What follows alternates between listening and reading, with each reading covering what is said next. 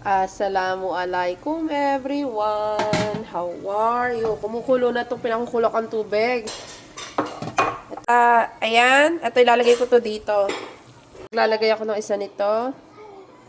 Ayan. Maglalagay na rin ako ng salt and pepper.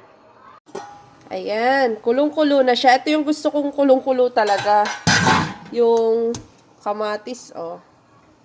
Ilalagay ko tong bawang.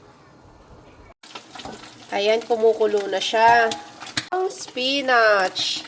Ayan. Mas maraming gulay, mas masarap. 'Di ba? Ayan. Spinach soup. Masarap 'to. Ilalagay ko yung isda ko na yan dito, 'di ba? Pakuluan ko pa siya ng isa. Ilalagay ko na 'tong isda sa ibabaw. Diba? Ang sarap nito. Ayan.